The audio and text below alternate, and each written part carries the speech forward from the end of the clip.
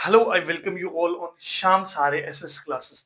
सो जो अब मेरे 10th क्लास में जो स्टूडेंट्स हो गए हैं, उनका बहुत तहे दिल से मैं वेलकम करता हूँ कि वो शाम सारे एसएस क्लासेस पर आए हैं। तो आज की मेरे को एक छोटी-सी बातचीत करनी है। बातचीत का मकसद क्या है कि अब 4 से 5 साल का जो मैंने 10th बोर्ड का एक्सपीरियंस लिया है, उस एक्सपीरियंस को शेयर करना चाहता हूँ मैं बस। किस तरीके से शेयर करना है कि बच्चे किस-किस जगह गलती करते हैं, किस-किस जगह क्या गलती करते हैं, ताकि शुरुआत में उनको पता नहीं चलता at the time of exam उनको पता चलता है कि उन्होंने क्या गलती की है। ठीक है? तो 2 से 4 पॉइंट 2-3 पॉइंट है मेरे पास, उनको हम सबसे पहले डिस्कस करेंगे। तो सबसे पहले बात करते हैं कि भाई बच्चे क्या गलती करते हैं शुरुआती तौर पे कि बच्चे गलती क्या करेंगे। सबसे पहला पॉइंट तो ये है अपना कि अभी बच्चे शुरुआत में ये सोच के चलते हैं कि अभी तो बहुत टाइम है, उसके इतने आगे थे लास्ट ईयर उसके इतने आगे थे, वो तो बिल्कुल नहीं पढ़ता था, उसके इतने आगे थे, तो अब बाद में पढ़ेंगे, उसने तो कहा कोई मिसगाइड कर देगा कि उसने तो कहा मैं तो उस टाइम पढ़ूंगा, उस टाइम मैं पढ़ के इतने मार्क्स ले आया था। अरे भाई, उसके टेस्ट उसका जो पेपर है और आपका पेपर सिमिलर नहीं आया, तो अब जैसे अब की बार है, बोर्ड का पेपर मॉडरेट आया है, ठीक है? उससे लास्ट बार बहुत हाई लेवल का पेपर था, बहुत ठीक-ठाक पेपर था। तो क्या पता तुम्हारी किस्मत खराब हो। दूसरी चीज़, अब वो बच्चे 9th क्लास तक क्या होता है, टीचर जो वो स्कूल में पढ़ाया, सीबीएसई जो एनसीईआरटी पढ़ा, वही उसको वही उसके क्वेश्चंस पेपर में आ गए, ऑलमोस्ट जगह यही होता है। ठीक है?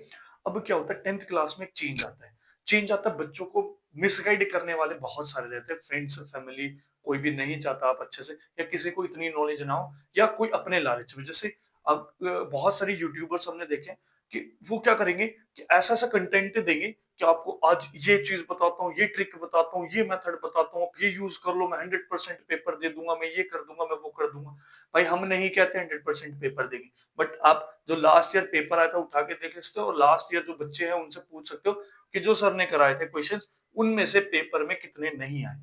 ठीक है? 0% ऐसे क्वेश्चन है जो नहीं आए, बाकी 100%, और 1-2 छोड़ सकता हूँ एमसीक्यू, 98% तो पेपर ऐसा था, 98 मार्क्स का क्वेश्चन जो बिल्कुल एज़ इट इज़ कराए हुए हैं। ठीक है? तो बड़े-बड़े दावों के ऊपर मत जाइए, आपको मिसगाइड करने वाले बहुत मिलेंगे। सिंपल सी बात है कि समझना है। समझ के अब एक मैं व्यूज़ के चक्कर में मैं 1-1 घंटे का लेक्चर निकाल दूँगा, मैं इतना आपको इतना थंबनेल ऐसा बना दूँगा, मैं इतना ऐसा ब आपको वीडियो इतनी क्रिएटिव दिखा दूँगा, ठीक है? पैनल लाके 15, 20, 25 हज़ार का पैनल आ जाएगा, लगा के हम वो क्रिएटिविटी दिखा देंगे, मैं अपना व्यूज़ लूँगा, खर्चे निकालूँगा, ठीक है? तो मेरा जो मेन मोटिव है कि हमारे बच्चों को अच्छी जो गाइडेंस मिल पाए, ठीक है? खासकर 10th क्लास, 12th क्लास के बच्चे उनको अपने आप को खुद से गाइड कर सकते हैं, खुद से सीरियस उनको पता भी होगा कि किस जगह हमें कितना टाइम यूटिलाइज़ करना है। बट 10th क्लास के बच्चे थोड़ा-सा इस चीज़ में नहीं होते, वो नहीं कर पाते। ठीक है? तीसरी चीज़, अब चलो मिसगाइडेंस से बच गई, ठीक है? बच्चे क्या करते हैं, डिपेंड हो जाते हैं। टीचर्स पे डिपेंड, अपने स्कूल टीचर्स पे डिपेंड नहीं होंगे, वो यूट्यूबर्स पे डिपेंड हो जाएँगे, ठीक है? फॉर एग्जांपल, अब एज़ अ मैं स्कूल टीचर मैंने भी बच्चों को सारी चीज़ें बताई है, ठीक है? ए टू ज़ेड बच्चे टीचर पे ध्यान नहीं देते, टीचर की वैल्यू नहीं करते। ऐसा नहीं है बेटा, आपके जो क्लास टीचर मेनली आपको जो चीज़ बता देगा, उसको भी तो अपना रिजल्ट देना है, वो आपको बहुत अच्छी चीज़ें बताएगा। रेदर देन उसके बाद अगर चीज़ें नहीं क्लियर हो पा रही, उसके बाद आप यहाँ पर आइए, ठीक है? अब यूट्यूबर्स की बात क्लियर है, पहली चीज़ आपको क्या करनी है? पहली चीज़ आपको अपना स्टार्टिंग से ही अपनी तैयारी शुरू करनी है। दूसरा, ज़्यादा टाइम, मतलब अपना टाइम ज़्यादा कंज़्यूम मत होने देना यूट्यूब पे कि भई ऐसा कंटेंट में मत फँस जाना जो अपनी चीज़ें बोलता रहे, तुम्हें समझा ना पाए। वो सारे क्वेश्चन्स तुम्हें एक सॉल्यूशन की तरह प्रोवाइड कराता रहे कि तुम्हारा दिमाग नहीं चले। ठीक है? तीसरा, कि अपने टीचर्स की भी बातें सुननी है। अब बात करते हैं कि आप हमारे पास क्यों है? यहाँ पर इस चैनल पे क्यों है? इस चैनल पे आने के बाद क्या होगा, चीज़ें मैंने जो अपना प्लान किया है वो इस तरीके से किया है कि बच्चा चैप्टर वाइज़ चीज़ें करके, और हम साथ-साथ आपको उनके टाइप के क्वेश्चंस प्रोवाइड कराएँगे, ठीक है? क्वेश्चंस छोड़ेंगे, तो ताकि उनके जैसे रेलेवेंट क्वेश्चंस थोड़े से लेवल के क्वेश्चंस अगर आप करना शुरू कर दोगे, तो आपकी प्रैक्टिस और मेनली 10th क्लास को बोर्ड के अच्छे मार्क्स के साथ क्रैक करने का एक अच्छा फॉर्मूला यही है कि आपकी प्रैक्टिस होना ज़रूरी है। मैं यूट्यूब पे मैं पैनल लगा के मैं सारे क्वेश्चन मैंने ये सॉल्व करवा दिया, मैंने ये करवा दिया, मैंने ये करवा दिया, कोई मैटर नहीं करता अनटिल अनलेस अगर आप उसको आप प्रैक्टिस नहीं करते तो। ठीक है?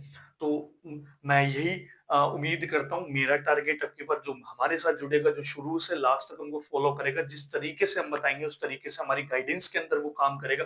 सो मेरा टारगेट है कि वो बच्चा 90 प्लस मार्क्स गारंटीड ले लेगा। ठीक है? ये मेरी लाइन है कि वो बच्चा अगर गाइडेंस प्रॉपर मेरी गाइडेंस में चलेगा 90% मार्क्स मैथमेटिक्स में वो गेन कर लेगा। ठीक है? तो यहीं पे मैं अपनी वीडियो को खत्म करता हूँ।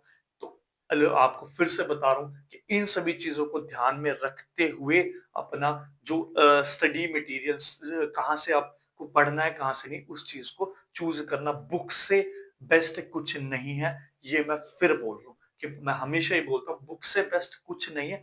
आपको कोई चीज़ में दिक्कत आ रही है then you can also then at that time you can go to the YouTube और any other resource but till then आपको बुक में से ही चीज़ें खोज कर लेकर आनी है। ठीक है? तो इन्हीं वर्ड से मैं खत्म करता हूँ। अगर आपको चीज़ें समझ में आई, बात समझ में आई, so do like, share and subscribe शाम सहारे एसएस क्लासेस और कल से हम अपनी जर्नी को कंटिन्यू करेंगे, जर्नी को शुरू करेंगे 10th क्लास की और 12th क्लास के लिए हम अपनी जर्नी कंटिन्यू करेंगे। जय श्री श्याम।